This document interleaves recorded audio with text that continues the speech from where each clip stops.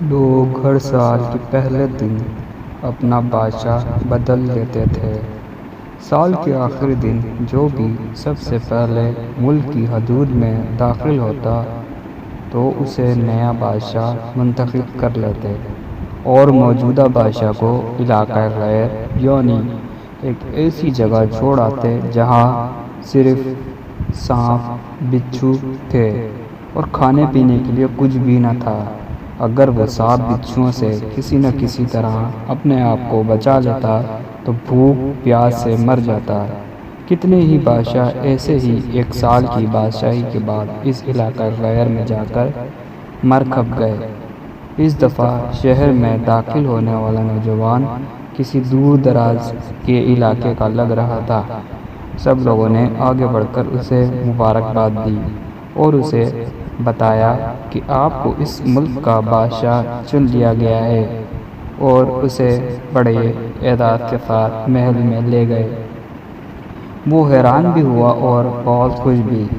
تخت پر بیٹھتے ہی اس نے پوچھا کہ مجھ سے پہلا بادشاہ کہاں گیا؟ تو درباریوں نے اسے اس ملک کا قانون بتایا کہ ہر بادشاہ کو سال بعد جنگل میں چھوڑ دیا جاتا ہے اور نیا بادشاہ چن لیا جاتا ہے۔ یہ سنتے ہی وہ ایک دفعہ تو پریشان ہوا، لیکن پھر اس نے اپنی عقل کو استعمال کرتے ہوئے کہا کہ مجھے اس جگہ لے کر جاؤ جہاں تم بادشاہ کو چھوڑ کر آتے ہو۔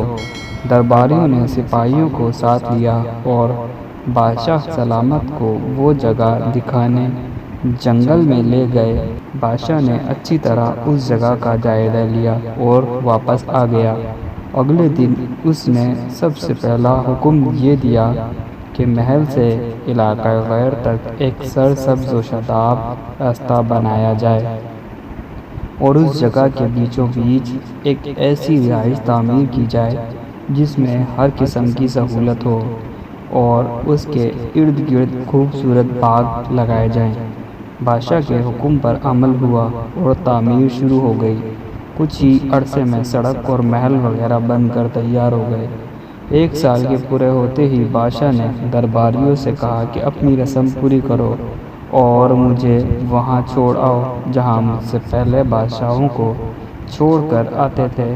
درباریوں نے کہا کہ بادشاہ سلامت، اس سال سے یہ رسم ختم ہو گئی کیونکہ ہمیں ایک عقل مند بادشاہ مل گیا ہے۔ وہاں تو ہم ان بیوقوف بادشاہوں کو چھوڑ کر آتے تھے جو ایک سال کی بادشاہی کے مزے میں باقی کی زندگی کو بھول جاتے تھے اور اپنے لیے کوئی انتظام نہ کرتے، لیکن آپ نے عقل مندی کا مظاہرہ کیا کہ آنے والے وقت کا خیال رکھا اور عمدہ بندوبست فرما دیا۔ ہمیں ایسے ہی عقل مند بادشاہ کی ضرورت تھی۔ اب آپ آرام سے ساری زندگی ہم پر حکومت کریں۔ اس انوکھے ملک کا نام دنیا ہے، وہ نیا بادشاہ میں اور آپ ہیں، اور علاقہ غیر ہماری قبر ہے۔ اب آپ خود فیصلہ کر لیجئے کہ کچھ دن بعد ہمیں بھی یہ دنیا والے ایک ایسی جگہ چھوڑ آئیں گے تو کیا ہم نے عقل مندی کا مظاہرہ کرتے ہوئے وہاں اپنا محل اور باغات تیار کر لیے ہیں، یا بیوقوف بن کر اسی چند روزہ زندگی کے مزوں میں لگے ہوئے ہیں اور دنیاوی زندگی کی ایک مقصود مدت شاہی انداز سے گزار کر ضائع کر رہے ہیں؟ ذرا سوچئے کہ آج ہمارے پاس ابھی بھی کرنے کے لیے بہت کچھ ہے، لیکن ایک وقت ایسا آئے گا پھر پچھتانے کی مہلت بھی نہیں ملے گی۔